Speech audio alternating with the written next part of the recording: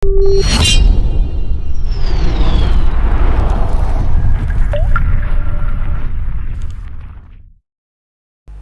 Ustaz, ini kan yang marak terjadi sekarang, masalah Jumat Bar yang saya mau tanyakan Ustaz.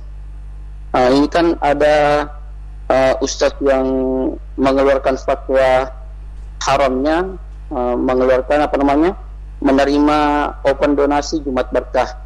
Contohnya seperti ini Ustaz, saya menjual makanan, tapi saya pakai promo Ustaz, dari harga 15.000, saya pakai promo 10.000 contohnya Ustaz. Tapi saya kan tidak tahu ilmunya Ustaz, saya belum dapat ilmunya.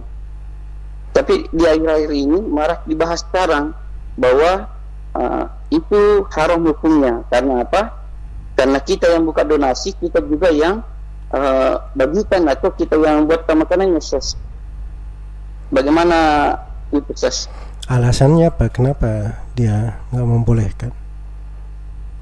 Dari mana sumbernya? Dari mana sumbernya tidak membolehkan?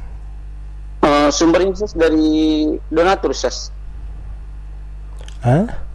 Dari donatur Ustaz. Baik, jadi syukran Ustaz. Jazakallahu khairan. Ya, jadi kalau misalnya ada yang membuka donasi untuk membagi makanan, maka asalnya itu dia amanah membuka donasi. Ya, amanah itu dia betul dia membagi, dia ambil duitnya, dia beli makanan, dia bagikan. Ya, itu amanah yang dia tunaikan. Dan seorang yang diberi donasi itu terkait dengan amanahnya, dia melihat misalnya dia mau beli makanan, maka dia cari tempat yang paling bagus untuk beli makanan. Ya, kalau saya sih saya cari yang paling murah, paling bagus kualitasnya, paling banyak saya bisa bagikan, harusnya kan begitu nyarinya. Iya. Jadi harusnya terkait orang lain, bukan dia yang kerja. Sebab kalau dia sendiri yang kerja dalam hal itu dia akan dicurigai, akan banyak fitnah terkait dengan hal tersebut. Iya. Tapi kalau misalnya saya jualan, saya catering, ya.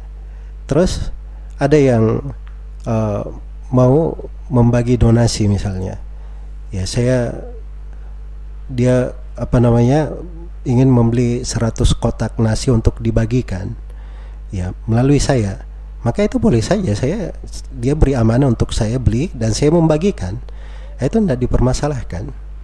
Yang tidak dipermasalahkan, yang dilarang itu yang ada dan dibahas di buku-buku fikih, itu kalau seorang diwakilkan dalam transaksi jual beli. Ini baju saya, tolong jualkan. Terus baju ini saya sendiri yang beli. Ya, harusnya tidak boleh seperti itu. Kenapa? Karena baju ini, ya pertama ketika saya jual itu untuk keuntungan bagi orang yang mewakilkan ke saya. Jadi saya itu harusnya menjualkannya dengan benar supaya dia dapat untung. Begitu saya beli untuk diri saya, ini saya nggak tahu dia untung atau tidak. Ya, dan itu akan menjadi percekcokan dan akan menjadi sumber tuduhan, ya, untuk orang yang diwakilkan di dalam hal itu. Itu dalam transaksi jual beli. Jadi harus dibedakan. Itu akad namanya, itu ada dua, ada uqud muawadat dan ada uqud tabarruat. Ada akad yang sikatnya transaksi penukaran, jual beli, ada barang, ada yang dijual, ada pergantian, itu muawadat namanya. Ada tabarruat. Tabarruat itu akad yang sifatnya kedermawanan. Ya, dia menghibahkan, dia memberi, ya, atau dia bersedekah. Itu beda ya, beda. Ya, kalau misalnya saya memberi amanah kepada orang, ini duit dari saya 2 juta. Ya, saya pengen dari 2 juta ini misalnya 100 nasi kotak. Ya silahkan kamu buat untuk saya, nggak ada masalah, tapi harganya 2 juta. Saya izinkan dia, boleh di dalam hal itu, tidak dilarang. Ya, sebab di situ akadnya saya meminta dia, mewakilkan dia untuk membuat, dan saya bersedekah. Itu tidak bertentangan di dalam hal yang seperti itu. Ya, cuman ini kadang sebagian orang ini kadang baca satu permasalahan dari sudut pembahasan fikih, dia pahami ucapan ulama di sini, wah ini kayaknya cocok dengan masalah ini, cocok dengan masalah ini. Padahal tidak cocok, berbeda kasusnya. Jadi hal itu harus dilihat. Jadi secara umum saya katakan bahwa pada hal-hal yang seperti itu dilihat amanahnya apa.